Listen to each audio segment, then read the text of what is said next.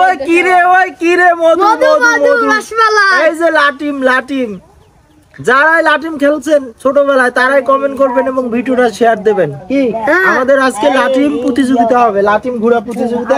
যে জিতবে তাকে আমি ঝালমুড়ি খাওয়াবো মামা, বুঝছো? আচ্ছা, এই একটা লাটিম প্রতিযোগিতা। আমার প্রতিপক্ষ দেখি শুরু করি। এই যে মধু এই চলে গেল মধু। এই যে রসমালাই তাহলে শুরু করা যাক। আচ্ছা শুরু করা যাক, 1 2 3। দুঃখের বিষয় হচ্ছে আমি ফেল পড়ে গেছি। এই দুইজন টেকছে, হ্যাঁ আবার তিনবার চান্স হবে। তিনবারে যে জিতবে তিনবার চান্স।